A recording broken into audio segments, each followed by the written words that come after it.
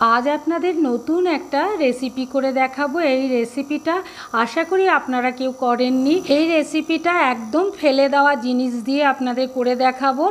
इच्छा करले आपनारा जिनिसटा फेले ना दिए एइभाবে रान्ना करे खेते पारेन। काँठाल तो आपनारा अनेकेई खान, किन्तु काँठाल छाड़िए सब खोसागुलो फेले देওয়া হয়।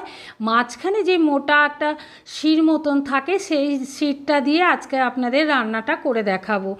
ता प्रथमे शीटटाके भालो करे एकटू छाड़िए निते हबे। निये जे रकम इच्छा आपनारा सेइभावेई केटे निते पारेन। आमी এইভাবে আপনাদের কেটে দেখালাম। আশা করি আপনারা বুঝতে পেরেছেন। আর পাশেই দেখুন কাঁঠাল রাখা আছে, কাঁঠালটাকেও ছাড়িয়ে রেখেছি। এই পাকা কাঁঠাল খেতে এই সময় খুব ভালো লাগে। কারা কারা কাঁঠাল খেতে ভালোবাসেন অবশ্যই কমেন্ট করে জানাবেন। আর আপনাদের যদি এই রেসিপিটা ভালো লাগে তাহলে সাবস্ক্রাইব করে নোটিফিকেশানটা অন করে রাখবেন। যখনই কোনো ভিডিও ফেলা হবে সবার আগে আপনাদের কাছে নোটিফিকেশান পৌঁছে যাবে। এইভাবে যখন কাটা হয়ে গেল একটু আলু দেব। আলু দিলে ভালো লাগে খেতে, সেই জন্য আলুটাকে খোসা ছাড়িয়ে নিয়ে এইভাবে লম্বা লম্বা করে কেটে নিলাম।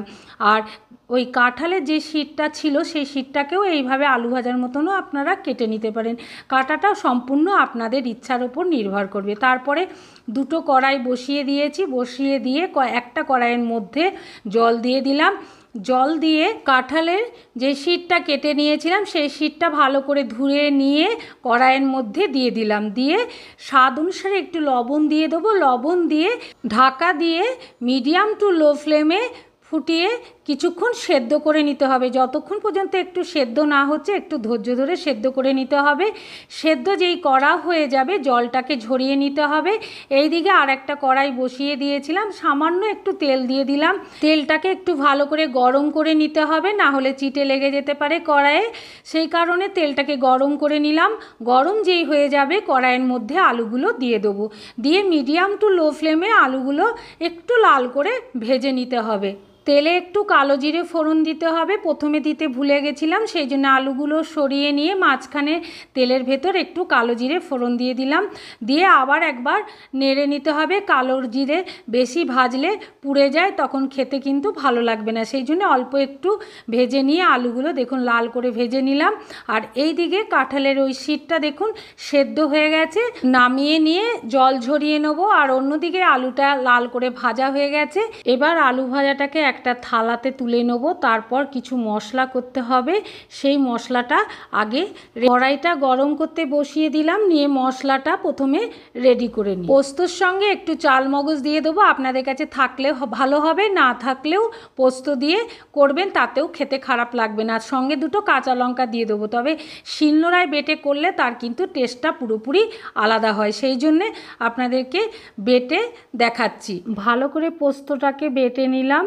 বেটে নিয়ে আস্তে আস্তে একটা ডিশে তুলে নেব। এইভাবে বেটে যদি মশলা দিয়ে করা হয় তার টেস্ট কিন্তু খুব ভালো হয়। কড়াইয়ে আবার একটু তেল দিয়ে দিলাম। কড়াইটা ধুয়ে নিয়েছি। আপনারা যদি মনে করেন যে ধোবেন না তাহলে ওই কড়াইয়েই করতে পারেন। যেই তেলটা গরম হয়ে যাবে তার ভেতর একটু টমেটো কুচি দিয়ে দেবো।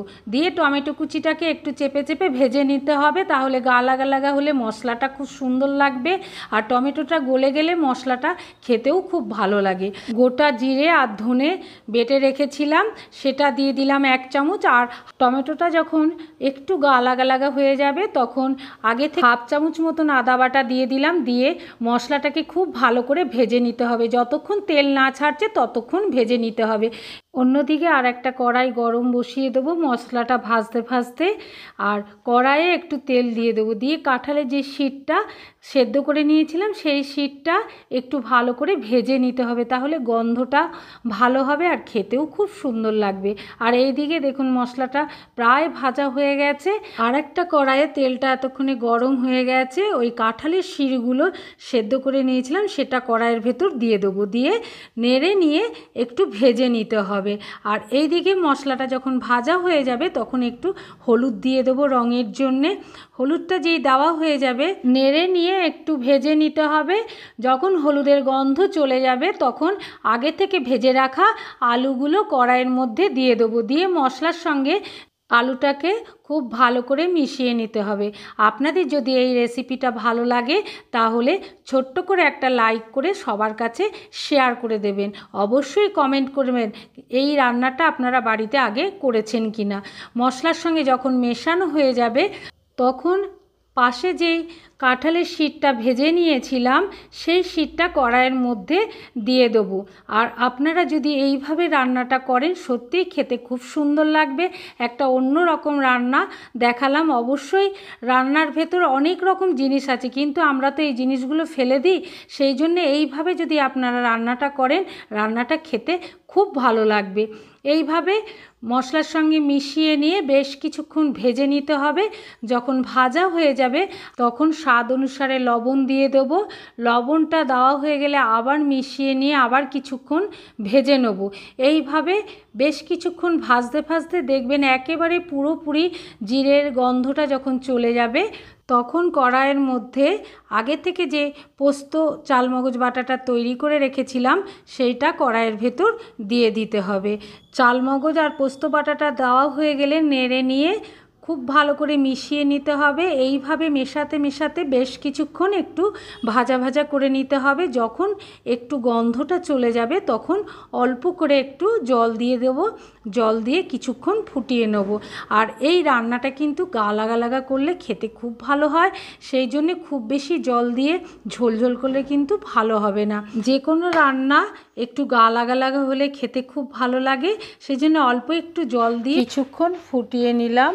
ফোটানো হয়ে গেলে যখন জলটা মরে একেবারে এই রকম গা লাগা লাগা হয়ে যাবে তখন একটা ডিশে আস্তে আস্তে নামিয়ে নিলাম। আপনাদের যদি এই রেসিপিটা ভালো লাগে ছোট্ট করে একটা লাইক দিয়ে সবার কাছে শেয়ার করে দেবেন। আপনারা সবাই ভালো থাকবেন, সুস্থ থাকবেন, সাবধানে থাকবেন। পরে আবার আপনাদের সঙ্গে নতুন একটা রেসিপি নিয়ে দেখা হবে।